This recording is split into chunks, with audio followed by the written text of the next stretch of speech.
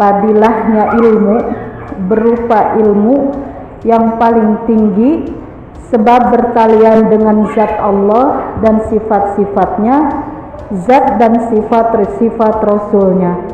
Itu yang dinamakan dengan tauhid.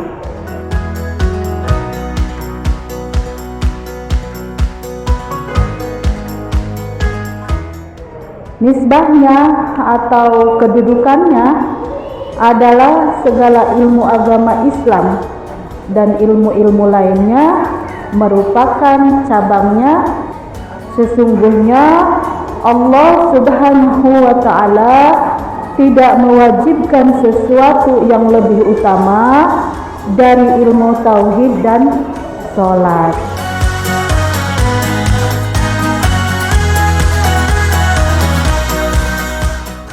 Jadi mutlak kalau kita beragama Islam pasti bertauhid, dan bertauhid itu pasti sholat. Tentu berbeda orang yang bertauhid dengan yang tidak. Artinya orang yang sholat dengan yang tidak sholat.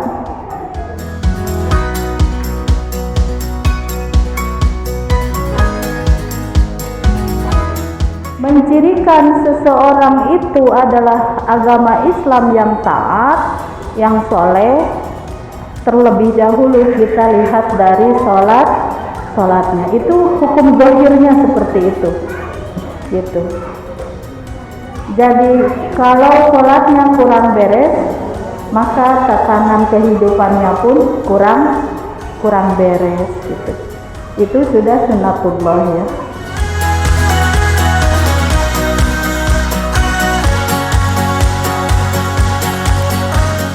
Jadi bohong barangkali kalau orang mengatakan saya tauhid, itu paham tauhid, tapi tidak melaksanakan sholat, gitu ya.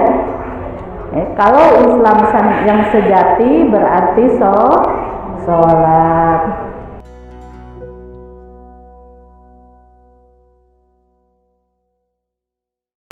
Bunda Dia selaku koordinator dan penasehat Majelis Taklim Al-Ikhlas yang saya hormati, Mama Rizky selaku Ketua Majelis Taklim Al-Ikhlas, Ibu DKM dan para jemaah yang sudah hadir di sini. Mudah-mudahan langkah kaki kita malam ini dalam menuntut ilmu mendapatkan ridho dari Allah Subhanahu wa Ta'ala.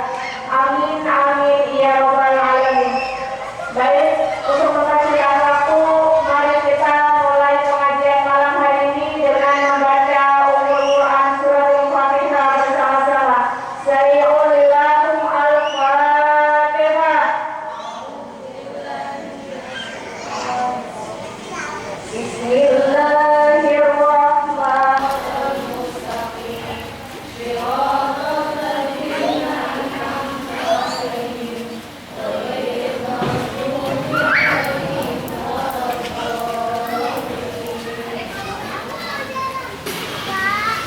Acara selanjutnya yaitu membaca istighfar 3 kali. Astaghfirullah Rabbal baraya. Astaghfirullah minal baraya. Astaghfirullah Rabbal baraya. Akan dibacakan oleh Bu Widodo. Pada Bu Widodo kami persilakan.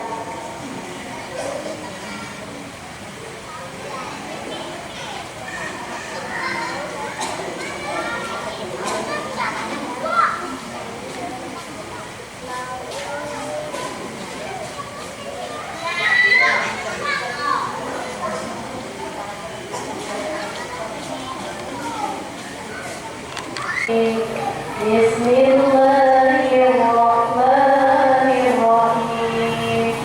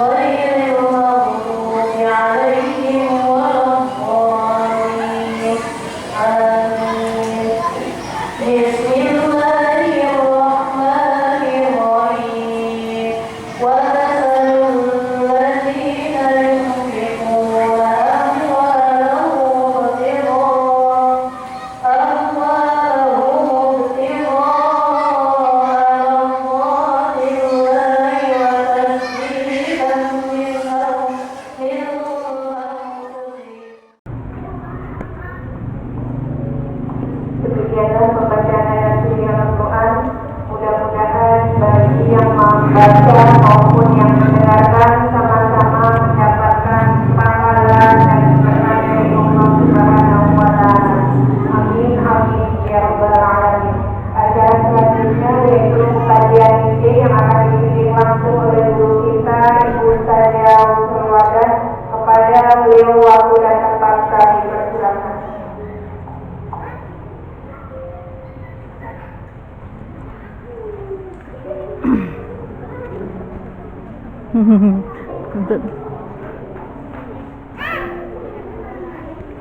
Assalamualaikum warahmatullahi wabarakatuh.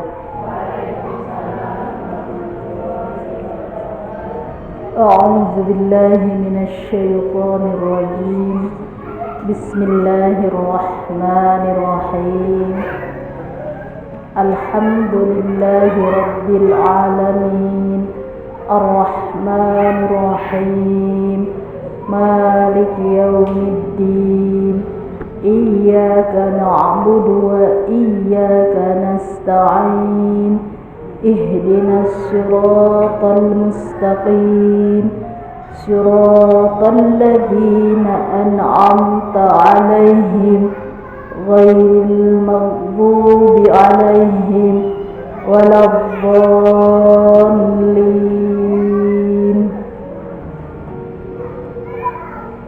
Rabbi israh li sadri wa yassir li amri wahlul 'uqdatam min lisani yafqahu qawli. Amma ba'du. Kepada yang terhormat Ibu Penasehat, Ibu Diah, subhanallah, mudah-mudahan beliau disehatkan oleh Allah ya. Kepada yang terhormat Ibu Ketua Majelis Ta'lim Mama Rizik ya, juga mudah-mudahan diberi kesehatan oleh Allah Subhanahu wa Ta'ala, kebahagiaan dunia dan akhirat. Kepada Ketua DKM dan seluruh jajarannya, mudah-mudahan diberkahi oleh Allah kesehatan, kebahagiaan zahir maupun batin, diberikan keberkahan hidup semuanya ya, dengan ibu-ibu semua di sini, para tokoh sesepuh, juga ahli pengajian. Mudah-mudahan Allah berikan barokah di dalam hidup di dunia maupun di akhirat. Kita meninggal dalam keadaan husnul khotimah dan sampai kepada Allah itu di surganya. Amin ya Allah ya rabbal alamin. Kita masuk ke pengajian yaitu tauhid ya Ibu. Bismillahirrahmanirrahim. Lanjut ke pembahasan kemarin tentang nisbahnya ya. Kemarin itu fadilahnya ya. Fadilahnya, derajatnya. Fadilahnya ilmu berupa ilmu yang paling tinggi sebab bertalian dengan zat Allah dan sifat-sifatnya, zat dan sifat Rasulnya. Itu yang dinamakan dengan tauhid. Nisbahnya atau kedudukannya adalah segala ilmu agama Islam dan ilmu-ilmu lainnya merupakan cabangnya, sebagaimana sabda Nabi Muhammad sallallahu alaihi wasallam dari riwayat Abu Sa'ad radhiyallahu anhu, innallaha lam yufarrid syai'an afdala minat tauhidi wassalah. Sesungguhnya Allah Subhanahu wa ta'ala tidak mewajibkan sesuatu yang lebih utama dari ilmu tauhid dan sholat. Nah, jadi kalau kita mengaku beragama Islam, kita pasti bertauhid. Dan kalau bertauhid berarti melaksanakan sholat. Apakah orang yang tidak sholat itu Islam? Islam. Cuma seperti di sinetron kali ya, Islam KTP. Jadi mutlak kalau kita beragama Islam pasti bertauhid, dan bertauhid itu pasti sholat. Tentu berbeda orang yang bertauhid dengan yang tidak. Artinya orang yang sholat dengan yang tidak sholat, gitu. Beda ya Ibu. Alhamdulillah jamaah kita semua di sini insya Allah pasti melaksanakan sholat. Alhamdulillah ya. Berjamaah Jumatnya juga suka penuh ya, gitu. Berarti alhamdulillah. Mencirikan seseorang itu adalah agama Islam yang taat, yang soleh. Terlebih dahulu kita lihat dari sholatnya. Itu hukum zahirnya seperti itu, gitu. Jadi kalau sholatnya kurang beres, maka tatanan kehidupannya pun kurang beres, gitu. Itu sudah sunnatullah ya. Jadi bohong barangkali kalau orang mengatakan saya tauhid, gitu, paham tauhid, tapi tidak melaksanakan sholat, gitu ya. Kalau Islam yang sejati berarti sholat. Sholat ada berapa rakaat Ibu? 17. Tadi dilantunkan ya, katanya subuh ke siang. Padahal sholat itu perkara yang paling mudah ya Ibu ya. Masak capek enggak Bu? Masak capek enggak? Kerja capek enggak? Enakan sholat mah. Tetapi banyak sekali orang yang tidak sholat. Kenapa? Pengenalan tauhidnya kurang, pengenalan Allahnya kurang, gitu. Orang yang tauhidnya tinggi, maka dia tidak akan pernah meninggalkan sholat. Meninggalkan sholat sama dengan meninggalkan Allah. Dan kalau orang sudah meninggalkan Allah, ya lihat saja gitu kehidupannya.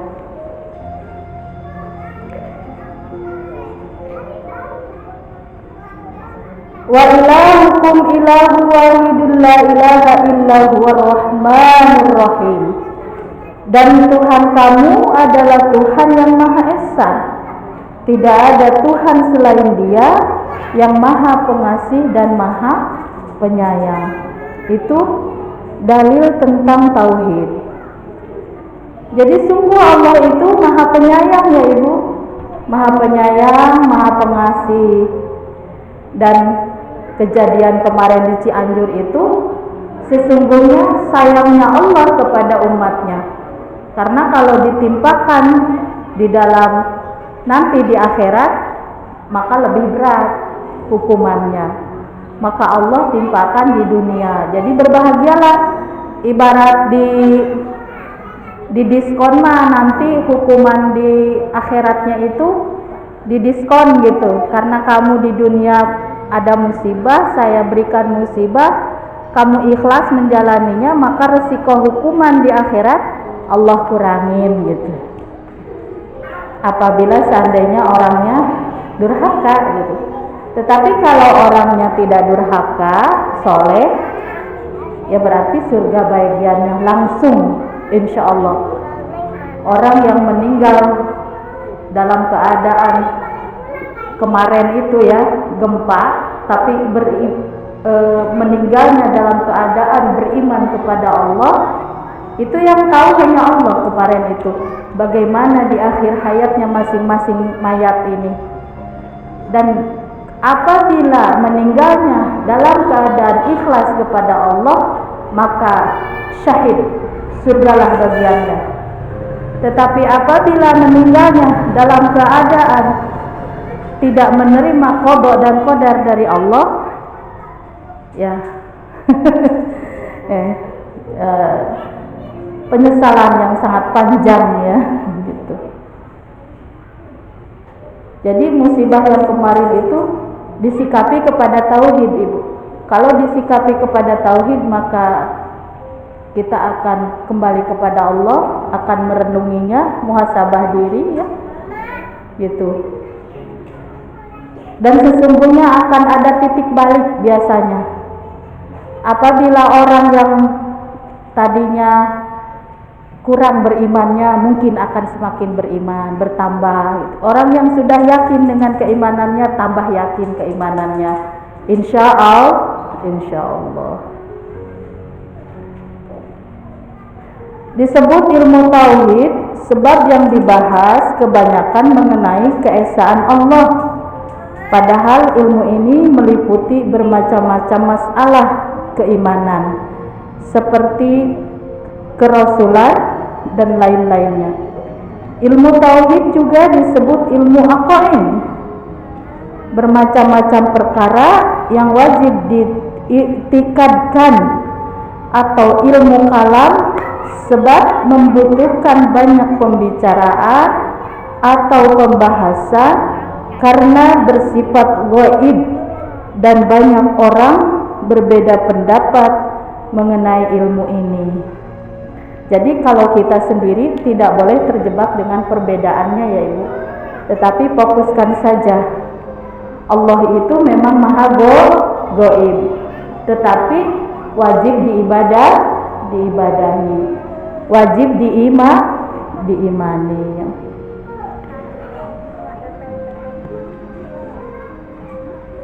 Orang yang tauhidnya tinggi biasanya ma'rifatnya tinggi, Bu. Gitu.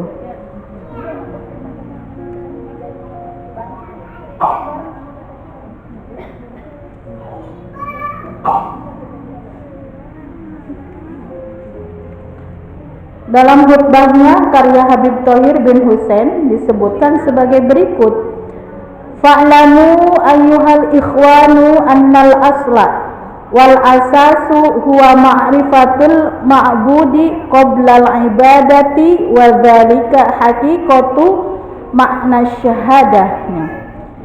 Ketahuilah wahai saudara sekalian bahwa pokok dari dasar agama adalah mengenal dan memahami sebenar-benarnya Allah yang disembah sebelum melakukan ibadah, dan itulah hakikat makna syahadat. Makanya dalam wudu kita bersyahadat ya. Jadi apa-apa kita bersyahadat. Syahadat itu adalah menegaskan kepada diri kita, kepada badan kita, anggota tubuh kita, bahwa asyhadu an la ilaha illallah wa asyhadu anna muhammadar rasulullah. Aku bersaksi tidak ada Tuhan selain Allah, dan aku bersaksi Muhammad adalah utusan Allah. Makanya ada peribahasa, kita mah syahadatnya kurang sempurna gitu ya. Karena Islamnya katanya Islam turunan gitu. Jadi gitu. Ada istilah kurang sempurna. Maka kalau ulama yang makrifatnya tinggi kepada Allah rajin sekali membaca syahadat gitu. Orang-orang tua dulu itu kalau sebelum apa-apa istighfar, syahadat, pasti selalu dibawa-bawa itu syahadat, istighfar dan syahadat. Kenapa? Istighfar kita mohon pengampunan, syahadat kita berharap anggota badan kita benar-benar bersaksi kepada Allah, bersaksi bahwa Nabi Muhammad SAW adalah utusan Allah, dan kelak itu yang akan menolong kita di hari penghisaban. Karena proses di akhirat itu lebih panjang, Ibu, daripada proses di dunia. Proses di dunia, ibu saya dikasih bonus 75 tahun. rata-rata manusia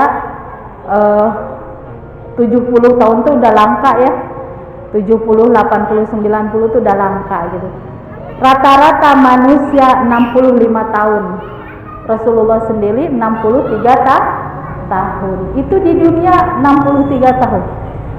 Sedangkan di alam barzakh, artinya di alam kubur, itu bahkan ada yang kayak kasus Prabu Siliwangi misalkan ya, walaupun beliau sendiri tidak jelas apakah meninggal atau kalau bahasa ininya memoksa katanya ya gitu.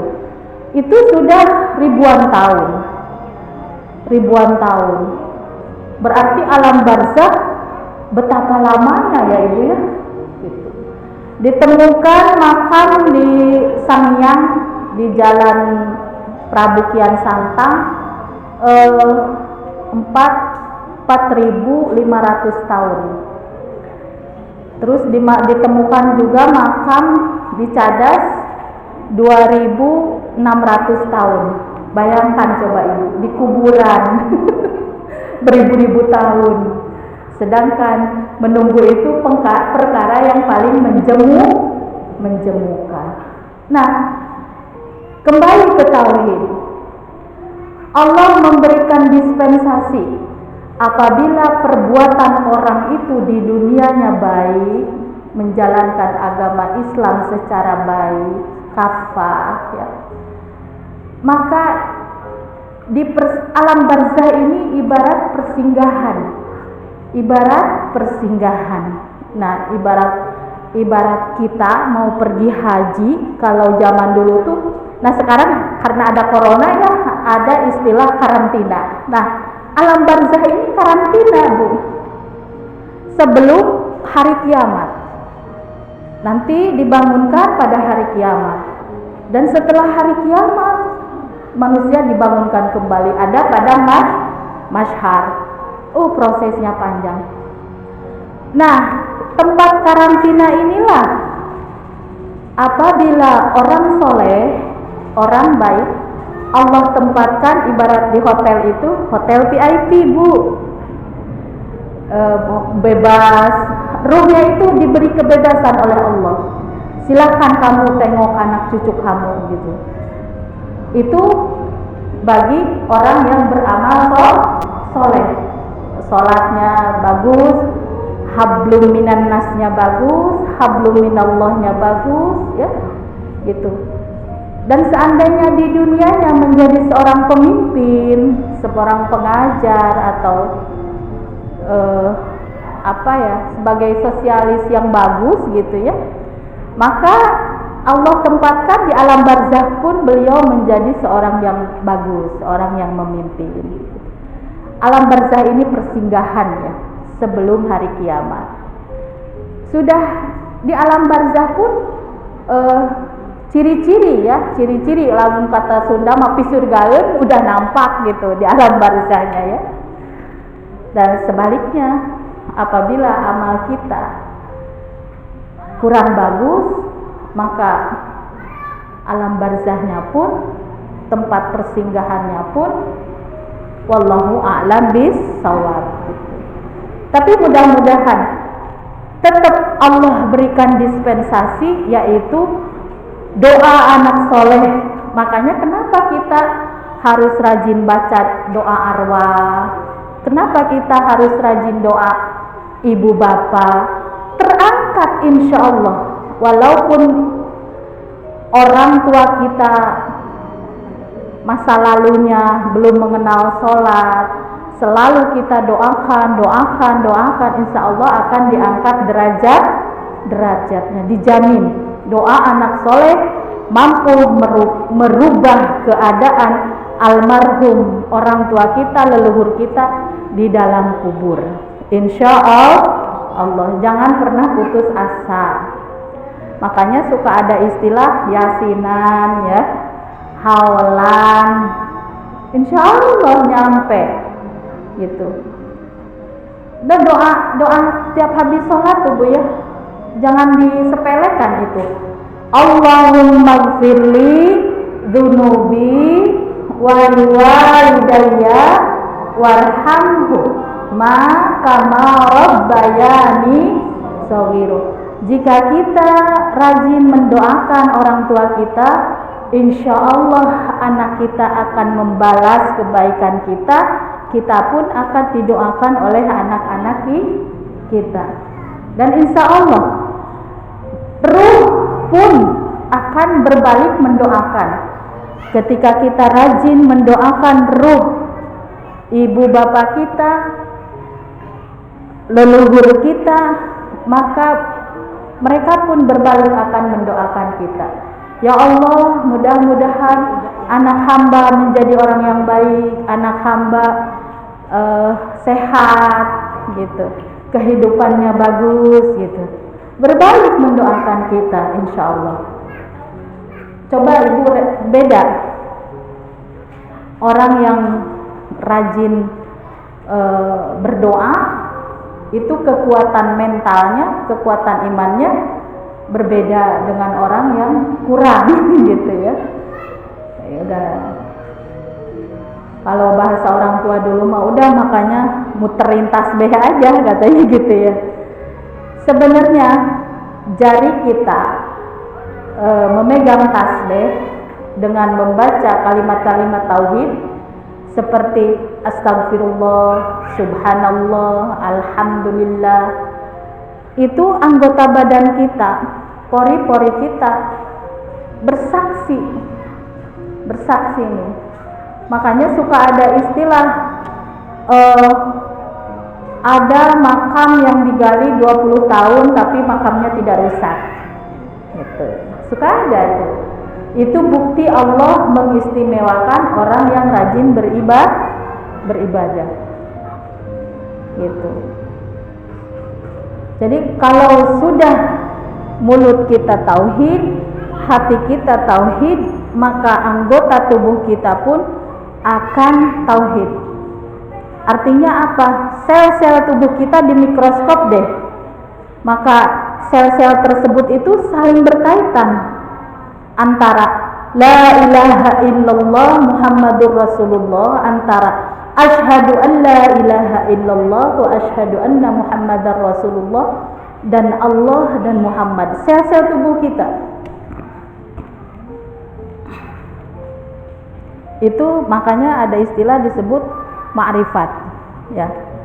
Ma'rifat itu seseorang yang tauhidnya tinggi, benar-benar memasrahkan hidup mati kita kepada Allah. Tapi kalau kita mah belum kuat ibu, kita mah belum bisa tetap kita mah ada uang karena kerja gitu kan. Ya kan? Tapi tidak apa-apa, dalam hukum fikih juga memang demikian, diatur gitu.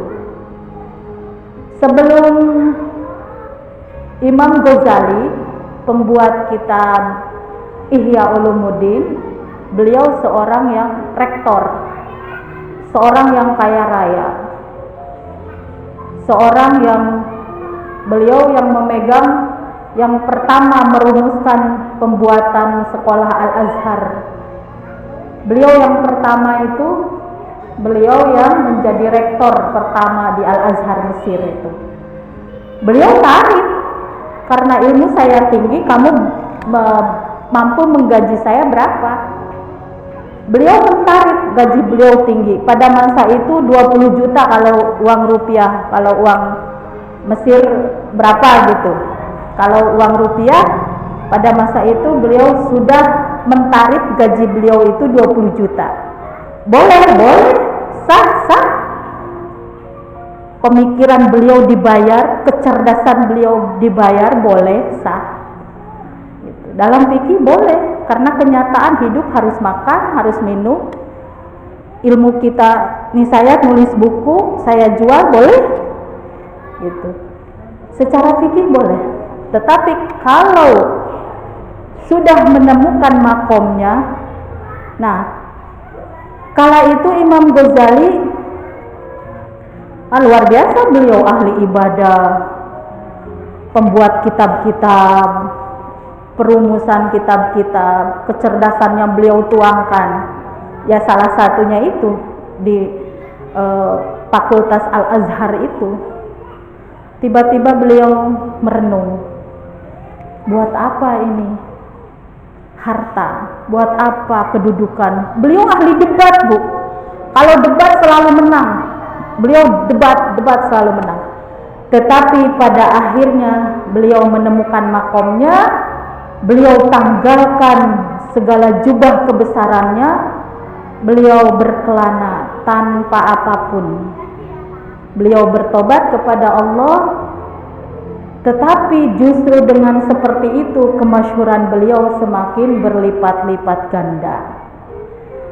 Tertuanglah karena pengalaman-pengalaman beliau semasa dulu, tertuanglah kitab Ihya Ulumuddin tentang hati, tentang qalbu. Maka di situ beliau sendiri mengatakan haram berdebat, karena berdebat itu cenderung kepada ingin dipandang jago, ingin dipandang keren, bukan perumusan satu hukum Allah, bukan. Walaupun bahasanya perumusan hukum Allah, tapi kenyataannya dalam perdebatan tersebut ingin dianggap hebat, ingin dianggap keren, kecerdasannya nampak gitu. Tetapi beliau di dalam Ihya Ulumuddinnya sendiri haram berdebat karena pengalaman beliau sendiri gitu. Intinya adalah tauhid itu tidak sesuai dengan pemikiran kita. Iman kita kalau melihat gunung, ya Allah, betapa indah ciptaan Engkau ya Allah. Mudah bagi Engkau menciptakan gunung indah, tetapi dalam sekejap Engkau pun berkuasa menghancur, meluluh lantakkannya, kan gitu. Ini kalau kembali kepada tauhid. Jadi tauhid itu adalah kemurnian cara berpikir kita kepada Allah, murni gitu. Sedangkan mayoritas manusia yang berpikir itu adalah hawa nafsu gitu. Hawa nafsu gitu. Kalau orang tauhid itu mengesampingkan dunianya, mengedepankan Allahnya. Contoh. Saya mah karena yakin kan rezeki sudah diatur oleh Allah, itu tauhid ya. Rezeki sudah diatur oleh Allah. Kalau kerja nggak kerja tetap makan gitu. Tetapi akan berbeda jadinya kalau pikiran kita, Ibu ya. Kalau kita mah timbulnya tidak ikhlas gitu. Tetapi kalau orang tauhidnya tinggi, maka dia akan ikhlas. Kerja nggak kerja tetap makan, yakin, seyakin-yakinnya kepada Allah. Karena keyakinannya penuh dan tinggi kepada Allah, maka dipenuhilah oleh Allah rizkinya gitu. Tapi syarat, Bu, kalau duduk-duduk doang tanpa sholat, tanpa berzikir ya, tanpa mengingat Allah, yakin nanti rezeki datang, nggak bakalan datang. Gitu ya. Jadi keyakinannya itu dibarengi dengan ilmu, dibarengi dengan kesungguhan. Kesungguhannya dengan apa ya? Dengan sholat gitu, dengan sholat, dengan mengaji, menggali ilmu Allah, tafakur gitu. Kalau melihat alam, tafakur, oh ini alam, betapa indahnya ciptaan Allah gitu. Tafakur. Dan mencari ilmu pun salah satu tauhid gitu. Sudah mutlak ya.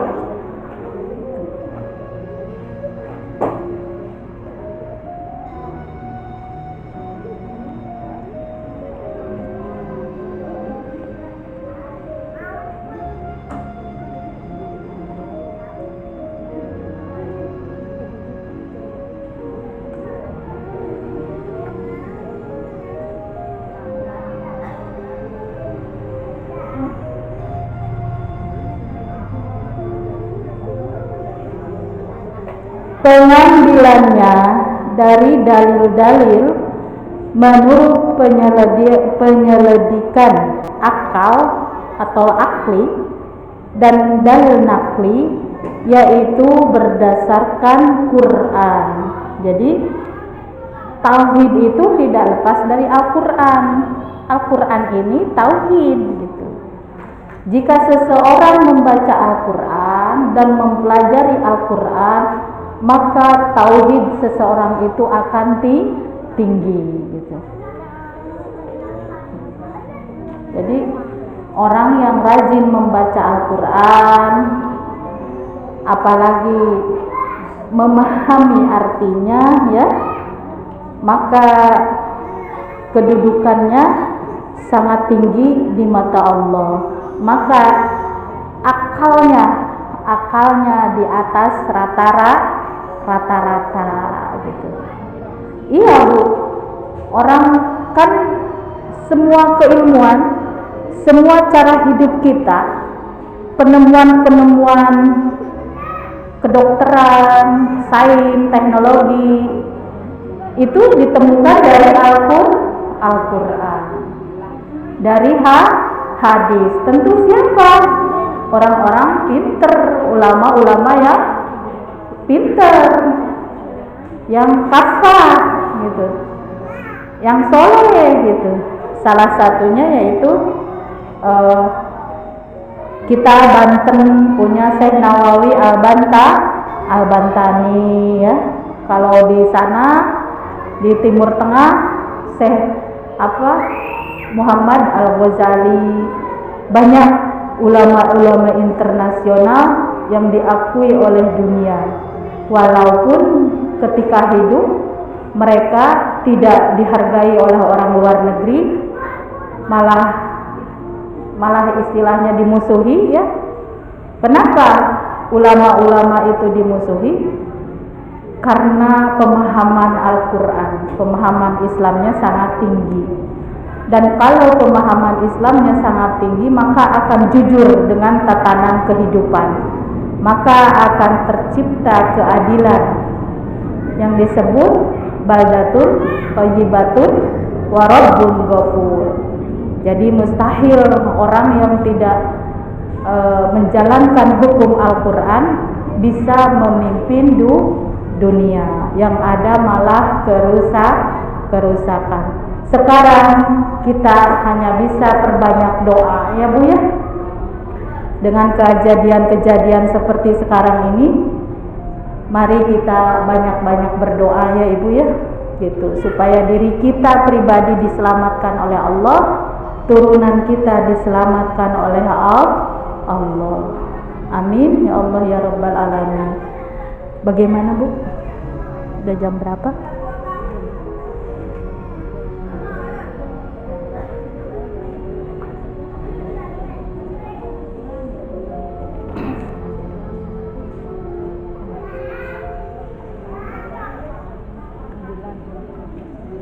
Oh ya.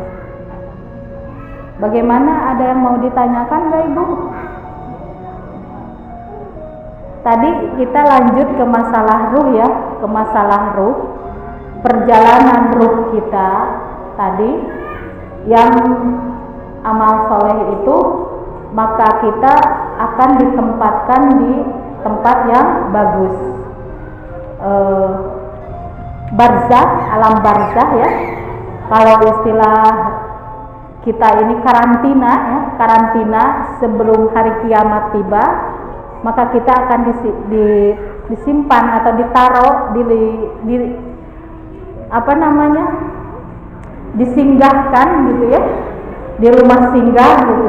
Kalau orang yang baik, soleh gitu, maka tempatnya pun akan baik.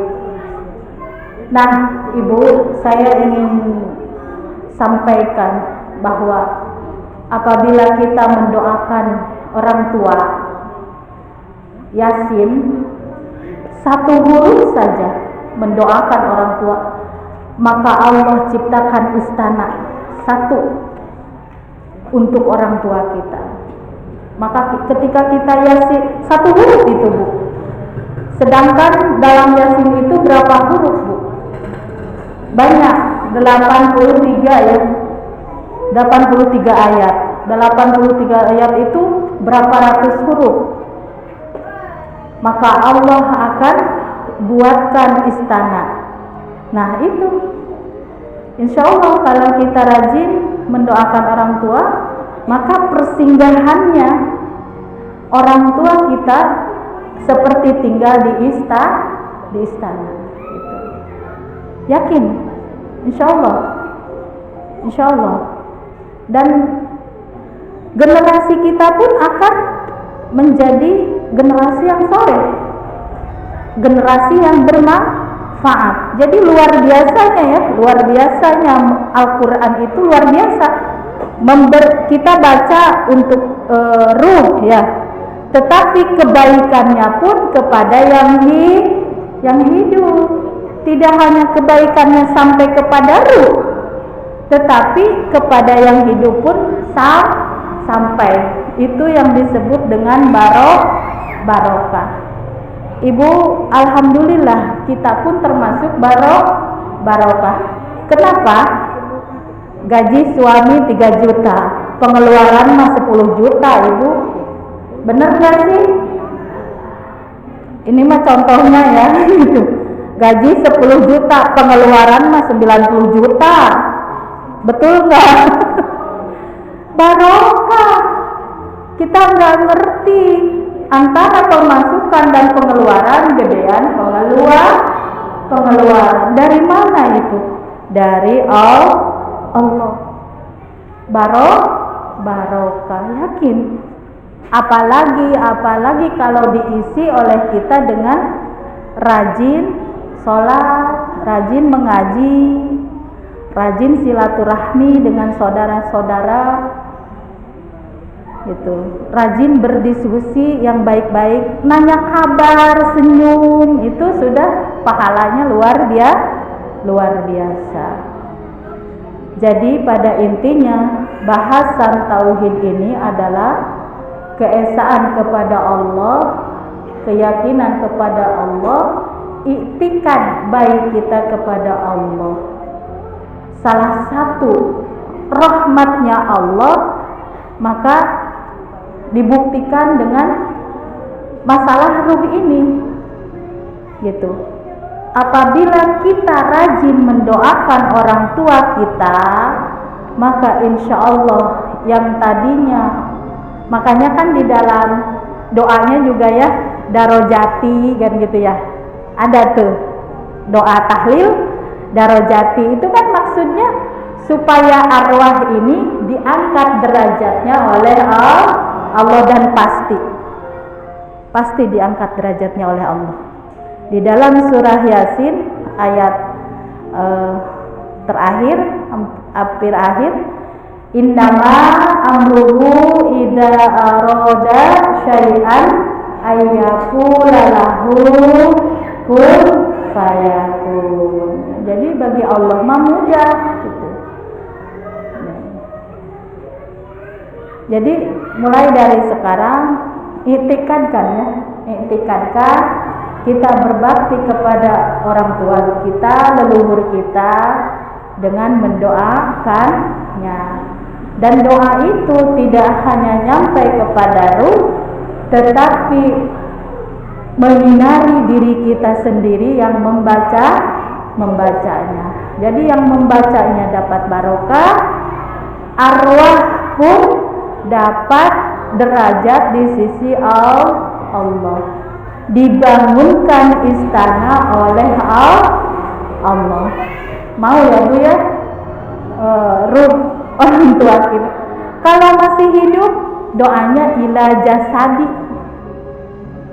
Orang tua saya mah masih hidup, nggak usah diyasinin, ya nggak apa-apa gitu. Kalau masih hidup berarti jangan ila ruhi. Kalau ila ruhi itu bagi yang sudah almarhum ya. Kalau yang masih hidup ila jasadi, doakan. Mau sudah tidak ada, mau hidup, doakan. Efeknya ada. Insya Allah Allah akan berikan hidayah kepada ibu kita. Artinya kehidupannya semakin bagus, ibadahnya semakin bagus, pendekatan kepada Allahnya semakin bagus. Wasilahnya siapa? Wasilahnya kita. Kita yang mendoakan dapat, yang didoakan pun dapat. Itu manha Rahman dan Rahimnya Allah. Itulah tauhid ya, gitu. Jadi tauhid itu apa sih? Doa tibang mulut gini-gini doang, nggak ada upayanya gitu. Misalkan ya, gitu. Tidak boleh. Gitu. Kalau tauhid itu yakin, walaupun Allah ini gaib, tidak ada secara fisik gitu, tapi kita wajib mengimani, wajib yakin seyakin-yakinnya bahwa Allah itu ada. Allah itu melihat kita. Nah, itu tauhid. Ya, ibu-ibu, barangkali ada yang mau dipertanyakan? Mangga.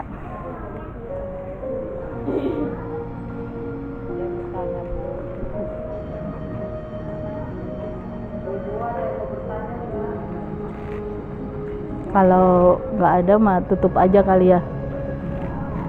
Mangga ibu. Dari saya akhirul kalam, wabillahi taufiq wal hidayah. Wassalamualaikum warahmatullahi wabarakatuh.